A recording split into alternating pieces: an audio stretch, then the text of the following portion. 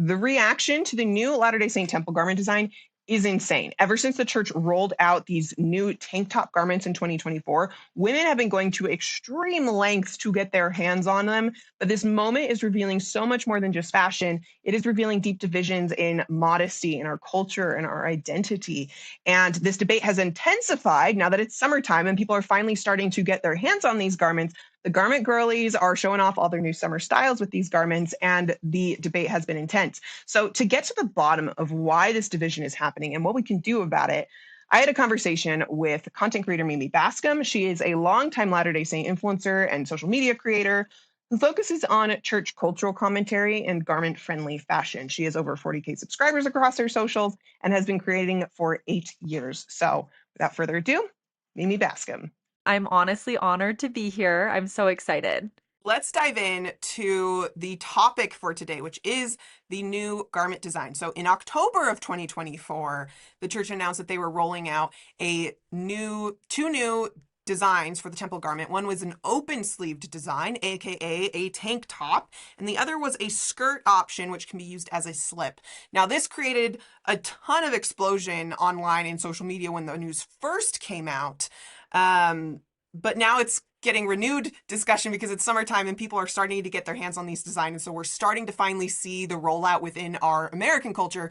So my question for you is, when you first heard the news, October 2024, we're getting a tank top garment and a skirt option. What was your initial reaction?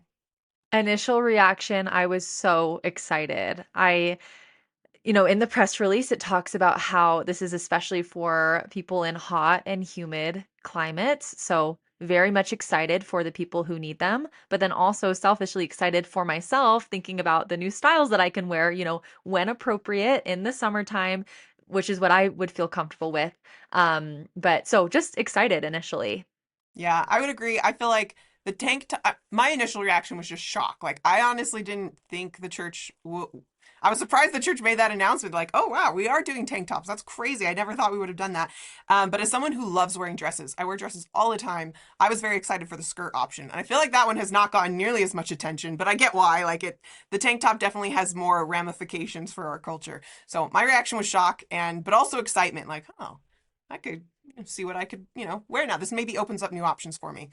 What is one thing you are excited about with this new design?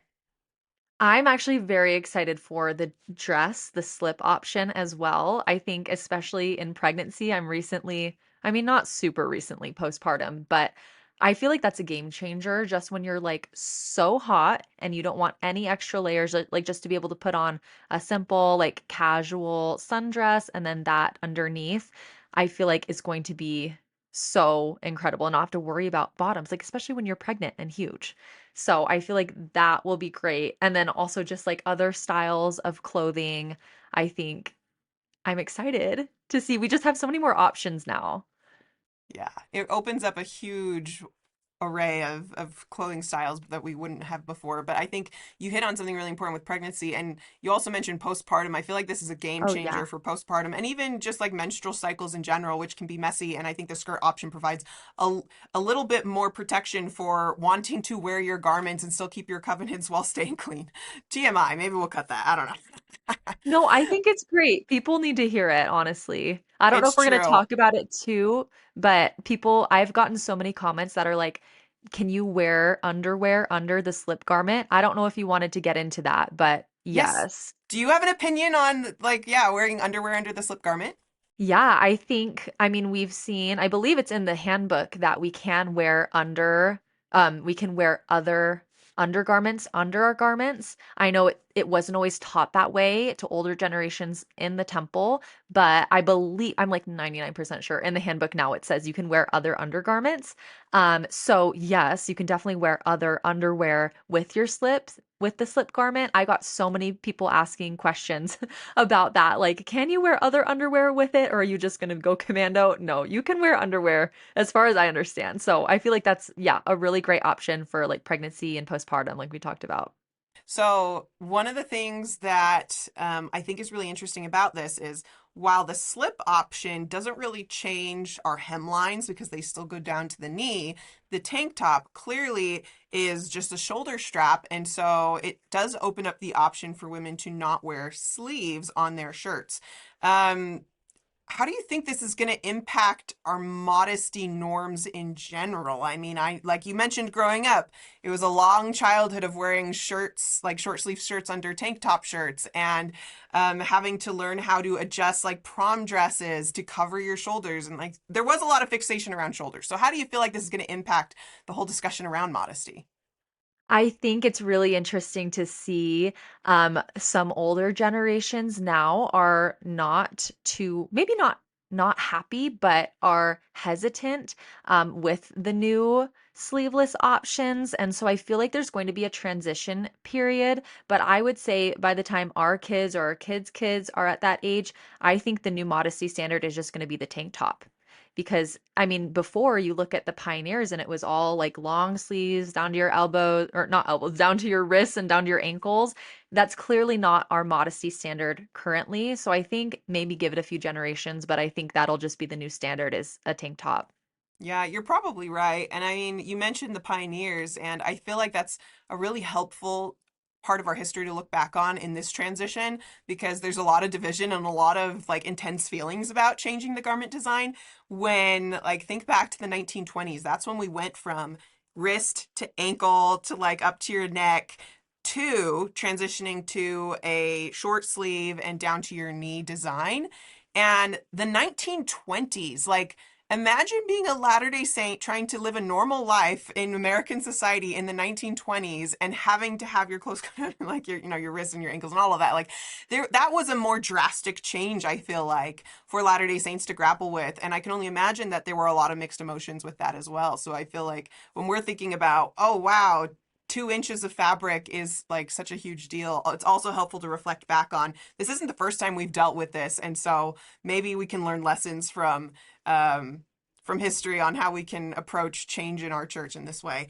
But I'd love your opinion breaking down like what has the response been on social media from your perspective as you've been interacting online. What has been the social media response? What are some of these groups? So I would say the first group that's the biggest that I've seen, at least as an LDS creator, is Latter-day Saints who are very excited about this. A lot of them are younger and maybe they're not even all of them are younger, but I would say most of them are younger and are just excited about this new change and the new options for fashion and for clothes and for heat, especially. Another group I would say that we've talked a little bit about is the older generation that has mixed feelings about this. Maybe they have just been taught, like all of us that have been born and raised in the church, that shoulders are immodest. And so they're having a hard time wrapping their head around that. And if they even want to choose to show their shoulders, even if they get the new garment styles. So that's another group. And then I would say the third group that I've seen is people who are not fond of the church and are saying, oh, what? So God just changed his mind about shoulders and are really critical of this decision, especially when we believe that God is the same yesterday, today, and forever. They're saying, so what happened with this? So those are the three main groups that I've seen online. Do you have any others that you've seen too? I think that the only other group I might add is those that are upset that the garment is not available in Utah right now. And that was more of a thing in like when they first announced it. I was shocked at how that was the reaction. I thought there was going to be a lot more like excitement about the change itself, but I remember being flooded in my comments with questions about like, well, it's really hot in Utah here too, or it's really hot in Texas where I live. It's really, really hot in Florida. Why are they only available in these hot and humid climate countries and not where I live because it's hot here too? And I can understand that. I think the reality is it's mostly like a logistical problem. I think the rollout was just like there were logistic constraints that they wanted to prioritize other areas of the world that needed it more. But I remember that like surprising me that that was a, a conversation topic. Me too. And I think, and this isn't to shame anyone because it is what it is, but I think it's just remembering that we are a worldwide church And I think a lot of the times when we live in Utah, we just think that the church and the world revolves around us. And so not getting something first was a little bit strange. But I think it was kind of a good wake-up call, and hopefully people who were initially upset and wishing that they were getting the garments first have now have time to reflect that there are people who actually need them more than us. And I think it's interesting because I've even heard people say like, "Oh, well, in some Asian countries, like they actually don't need them. Like it's not even as hot there as it is in Utah." And then thinking about the logistical parts of it too, it's not like they're going to roll the garments out to Texas and Florida and Arizona, and that's all. And then only in the Asian regions that need them. Like it's that doesn't make sense. So like they are going to prioritize Africa and Asia and the people that need them. Culturally, they fit better with their cultural dress that they wear in some of those countries. And so I think it's just hopefully we can all use this as a wake up call of like, oh, this is a worldwide church. It's not all about us and it's okay. And this is an opportunity for us to develop that charity and love for members who are outside of the US. The rollout of these garments, especially now that it's summertime, we're starting to see them percolate mostly with some of these online content creators who have gotten their hands on the garment, even though they haven't been officially rolled out in the United States. The level of like excitement and like buzz about these garments has reached the level where the New York Times wrote an article specifically about the Latter-day Saint reaction to these new temple garments. They said that the sacred undergarment that has Mormon women buzzing. And it was just an article talking about different creators and how they were showing off the garment. Some of them actually showing the fabric of the garment themselves on screen, others having it covered by clothing, but still talking about different styles and how it works and the sizing options and how the strap width varies as you go up sizes and stuff like that. And just observing this phenomenon. So, what did you think of that article? Did you read it? I was literally shocked that they deemed that worthy of a New York Times article. Like, that's insane. Yeah, I remember like the New York Times covered garments a few years ago too, talking about women who were very frustrated with the garment designs and like the church should change this, the church should change that. And so now that there have been adjustments, I guess it kind of makes sense that they'd follow up on it. But I thought it was really interesting. I know I've heard some people reaction being embarrassed about this coverage, like, man, this is like sacred, these are sacred vestments, and now we've just created so much attention around it that it's now just like a spectacle for mainstream media to just kind of like observe us talk about our underwear, and like that's a little uncomfortable. Other people, I know my personal take on it has been a little bit more optimistic that like, wow, this is actually cool that for once the New York Times isn't like dunking on the church. Like they're not talking to like ex-Mormons or critics, but they actually were talking mostly to active Latter-day Saint creators talking about their experience. And yeah, the coverage isn't entirely flattering because it never is. That's just like the nature of mainstream journalism. But I'm like, huh, there's actually like a lot of potential here because I don't think we've ever been at a point in the Latter-day Saint creator community where there were enough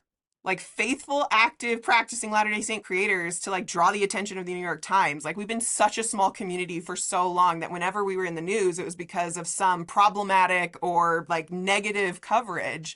But the fact that like positive-ish coverage is making it into the New York Times, I thought that was like an interesting mark of how far we've come as a community and maybe the potential we have to share the gospel in other venues. Did you have any other ideas? No, I think that's a huge win. I totally agree with you. So one of the things I do want to ask you is I've seen this question come up a few times. People have, now that the tank top garment is an option, but most people still have like the cap sleeve version of the garment. What do you think is the answer to people who are wondering, like, can I modify my existing garments to be tank tops now that that's like an option? What is your response to that? Personally, it's not something that I would do or feel comfortable with, just with the guidance that we're not supposed to modify our garments. However, I see the logic. Like, I see the thought process of, okay, we were told not to modify them, but we never had a tank top option before. But for me personally, especially knowing that we're going to be getting the garments by the end of this year, I know we have to go through another summer without them. But I That's just my personal opinion. However, I have seen people like who are pregnant or are like getting married and really want a wedding dress with that design. I'm like, that's a big, big deal. Like your wedding dress, I mean, at least I consider it a big deal. So I'm like, I see the logic, I see the thought process, but it's not something I personally would feel comfortable doing. Yeah, I can definitely see that. And I do, this was actually like a debate I had with my sisters. We were chatting about it a while ago, and we all had very like different opinions about like, is that okay or is that not okay? Because like you said, there's two perspectives there. On the one hand, you've got people who are saying, well, now it is an option. So if it's just a matter of a few months, is it really that big of a deal to just modify it to conform to what is an accepted style of the garment? It's not like the church came out and said, okay, this is the new official style across the board. It's here's an option that you can use optionally, but there's all these other options too. But we know like eventually it's probably going to like percolate to becoming the norm more quickly. But on the other hand, like you said, there is explicit instruction in the handbook to not modify the garment. And you could interpret that to mean like you don't want to change the style of the garment to fit fashion, or you shouldn't change the modesty of the garment. But at least the way I've always read it, there's an argument to be made that is also talking about just like the sacredness of it. Like we are not allowed to create our own garments. We're not allowed to consecrate our own garments. We're not allowed to put the marks in the garments. Those are all things that the church handles because it is a sacred vestment. And so when they say don't modify it, I see it more of like a point of authority and the sacredness of the fabric and the vestment itself more than just exactly what the hemlines are and what the shoulder lines are. And so I don't feel personally comfortable modifying my garment because I consider that sacred clothing that can only be like modified by people authorized in those positions to do that. But like you said, I Oh, can I see the totally logic, and it agree. is a little bit of a gray area. Yeah, I was gonna say even when I'm like disposing of garments, because you're supposed to cut them, like I hate even doing that. Like I actually could not imagine cutting the garment and then wearing, I don't know. But that's just me, but I totally agree with like that we do believe that they are sacred. I feel like it's hard because sometimes we're like, oh, there are underwear, but there's so much more than that. So much probably goes into making the garment, and they are so sacred. It's not just clothes. And so I feel like that is a huge, huge point of another reason I wouldn't feel comfortable modifying them in that way. That's a great answer. So going back a little bit to the different like factions that might be arising right now because of all of this news. You've got people who are so excited to wear the garment. You've got people who are unsure about the garment because they have been wearing shoulder coverage for so long they're unwilling to budge or they're unsure about budging. There may be people who are excited to wear the garment but are maybe feeling judged about doing so because our norms haven't really shifted yet. Um, and there's people who are upset that they're not available in Utah or in the United States right now. So going with all of these factions, why do you think there's so much division about this? I think for a long time in the church, we didn't really know how to teach modesty. And I think for so long, modesty has been tied with garments, which could be a whole other conversation of are garments supposed to be enforcers of modesty? But I think just for so long, it's been instilled in us that we don't show our shoulders. That's immodest. And so now having the church put out something that's completely different, it just has people divided. Personally, I never had a problem with shoulders. Like if that's just how we were raised and grew up in the church of like shoulders are okay, I wouldn't have thought twice about it because for me it's not like it's cleavage. Like I don't know. I always just thought like okay, that's kind of weird that and it's not just the church, it's also like in professional settings. It's not appropriate to show your shoulders. And so I always just thought that was weird because I'm like it's not like your shoulders are super scandalous or anything.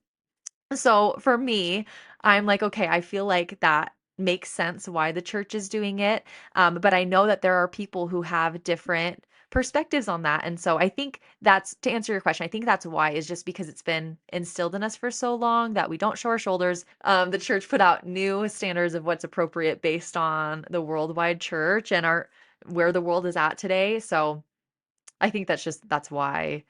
You mentioned that modesty has been so closely tied to the garment. What is the relationship between modesty and the garment? I feel like there's been shifting conversations around this topic. I think for a long time it was people viewed it that way of that garments enforce our modesty, especially you look at like BYU standards of dress in the honor code. It's basically garments, right? So I think And the people For the look at Strength of Youth pamphlet until yes. the new rollout.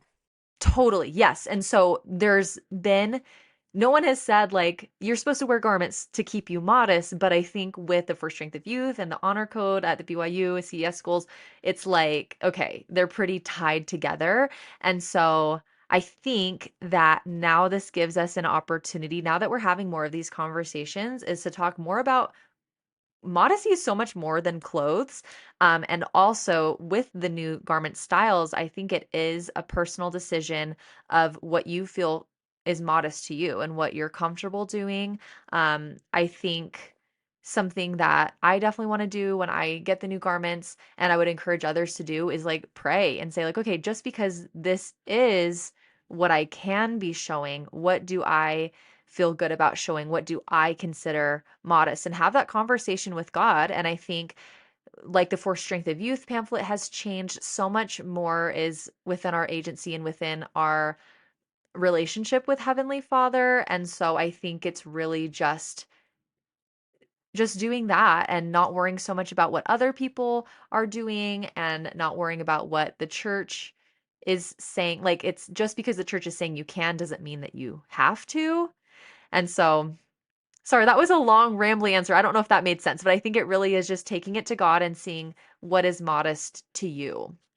Yeah, I think that you're right about that. It's got to be a very personal and very prayerful decision to navigate what your relationship is with coverage. One thing that I'm curious about is I feel like there has been a shift, like you mentioned, especially with earlier generations, the garment was very closely tied to modesty, and the idea was that modesty equaled coverage, that the more you covered your body, like that's what modesty was. And I've seen a big shift towards, well, modesty is about more than just the clothes you wear. It's about your attitude. It's about the way you behave. It's not drawing undue attention to yourself. It's a lot more about attitude than it is about coverage. And in some ways, maybe we've even some people have like swung to another extreme where modesty has nothing to do with clothing. And so I wonder, like, where do you fall on that spectrum between modesty is all coverage versus modesty has nothing to do with coverage? I think modesty still has to do with coverage just because, in my personal opinion of what modesty is, it's like you said, it's not bringing undue attention to yourself. And if you are dressing in a way that is very revealing, that often has that effect. And so I think for me, modesty is all about intention.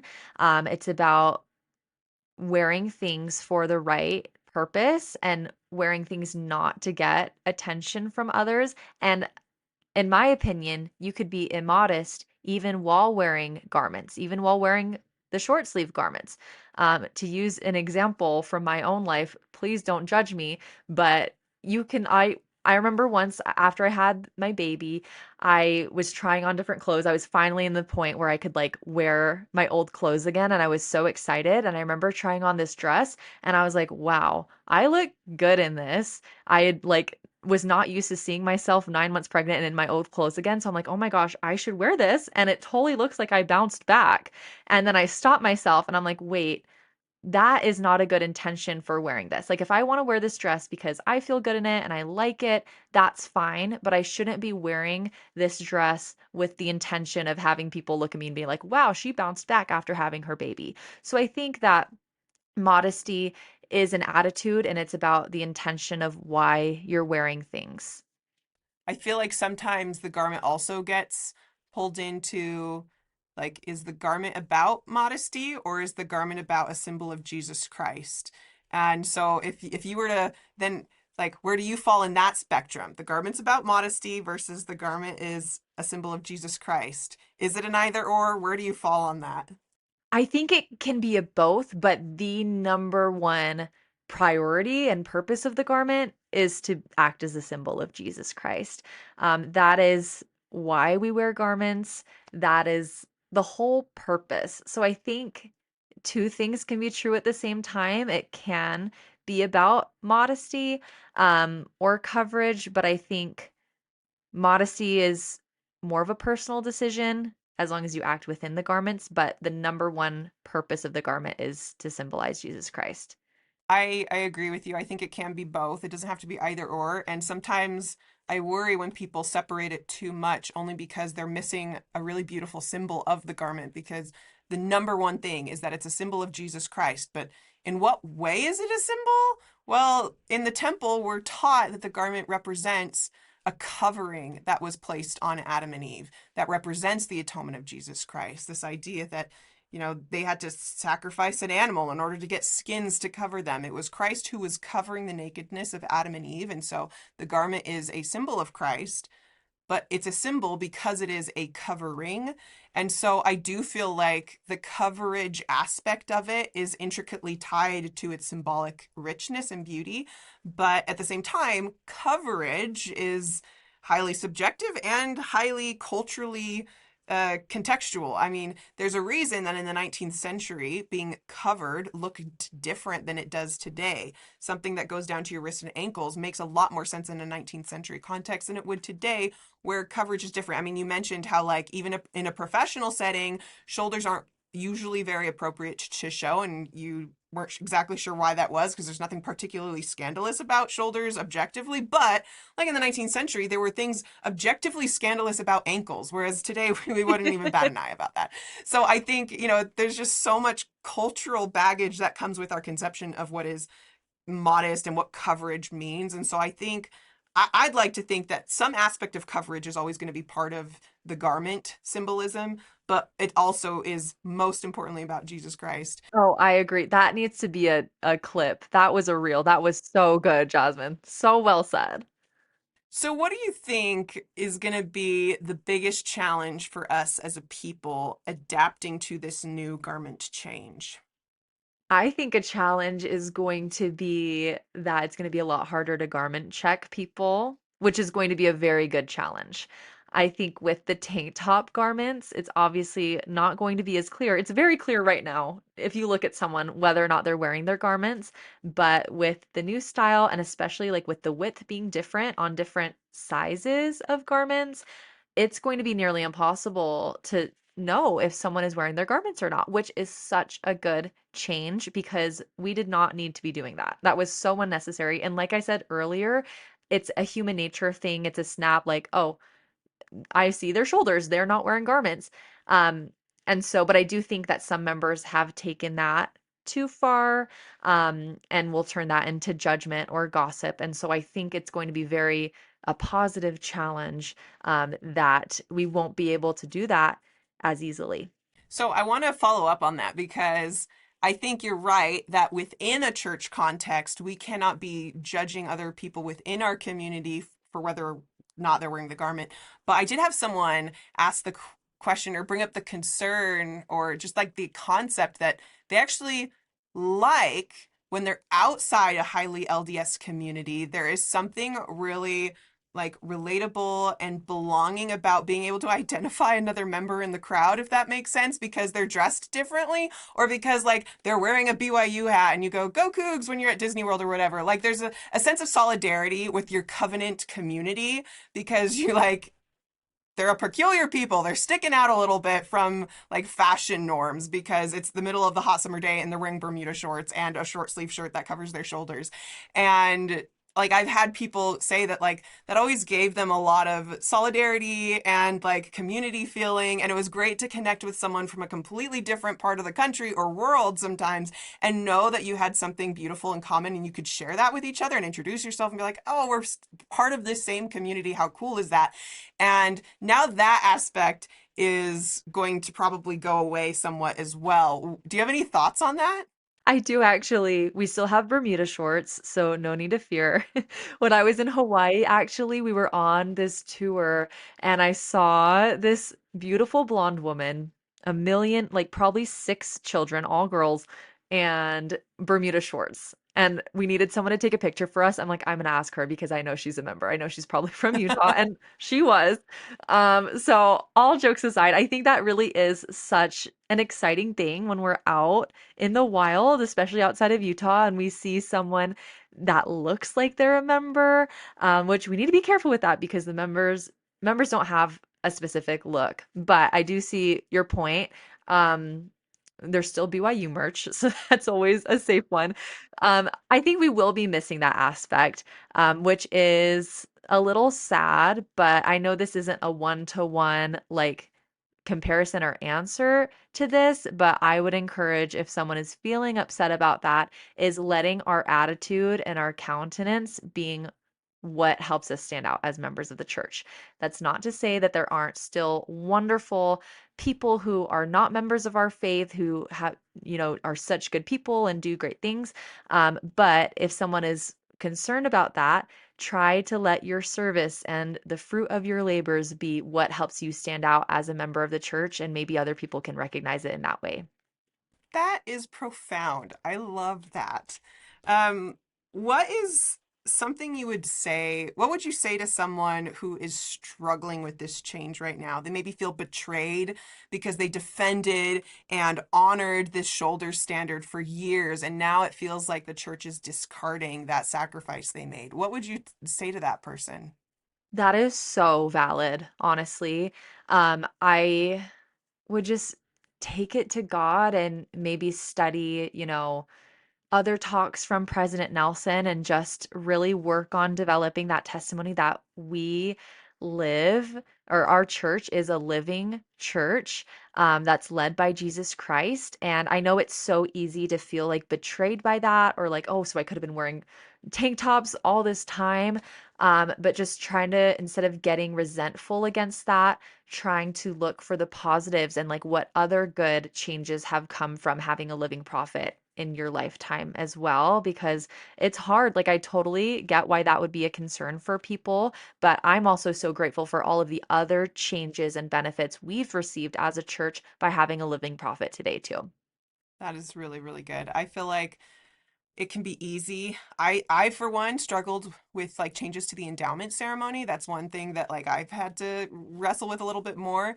And it can be easy to think like, oh, but that's like the true way. Why would God change it if this is like the true temple endowment? But the reality is like God has always changed. I can only imagine how hard it would have been for Jews in the first century AD to be living all of these commandments, to doing all of this animal sacrifice, and then for Jesus to come and say, just kidding, we're not doing that anymore. We're now going to do the sacrament. You're now going to offer a broken heart and a contrite spirit. And what a radical change that would have been, and how it could have felt that they didn't appreciate, or God doesn't appreciate all the things I did my entire life. And now you're just saying we have to do it a different way now. But the reality is that God still, like the sacrifice is still valid, and God values that. He honors that. And that is part of shaping us to become disciples. Sometimes God asks us to be disciples by sacrificing an animal, and sometimes God asks us to be disciples by asking us to give that up, even though it's hard for us. And I think all of this is something that can be a refining fire to help us just become a little bit more Christ-like, like cast off, evaluate our assumptions about what we think is doctrine, cast off what maybe isn't, and recommit ourselves to pure doctrine and the true gospel of Jesus Christ. So it's a learning experience for us all. Oh my gosh, so beautifully said. And you're so right. It's not like we're changing, we're not sacrificing animals anymore. Like, that's crazy. I never thought of that comparison. Do you have any final thoughts on how, as a Latter-day Saint community, we can process this change? I think just be so focused on you. I think all of the different feelings that we've talked about in this video have been so valid. Like, and I could totally see how people would interpret and take things differently than I've taken them personally. And so I think just remembering that it's a personal journey. Some people are going to struggle with it. Some people are going to be more excited than you are and travel to different countries to get the new garments. I think it's just looking inward and taking it to God and trying not to look at what other people are doing around you. Because at the end of the day, we all have our own unique life experiences and perspectives on things. You never know what your neighbor has gone through. And so just be in your own lane. That would be my advice. I need to do that too. I that advice is for me as well. Oh, for sure. Um, what do you love about wearing the temple garment? I love the daily reminder of Jesus Christ. Every day it's something that I'm intentionally putting on. Some days it's more like, okay, I've just got to hurry and get dressed. But the days that I really like think about what I'm doing and think about how incredible it is, this is the only thing that I can take from the temple home and have on with me every single day is this symbol of Jesus Christ and his love and his sacrifice for me. I am honored to be able to wear the temple garment every day. Well, Mimi, you've been a delight to talk to. Thank you for being willing to have this difficult conversation. I feel like it's the conversation that people aren't really having on social media about how to really grapple with this. So where can people find you if they want to follow you? Oh, well, I'm on Instagram and TikTok at mimi.bascom. Perfect. And viewers, let me know in the comments what you think of the new tank top and skirt temple design. And if you'd like more information about this new change and the church's statement on it, there will be links in the description below. So thanks, and we'll see you next time.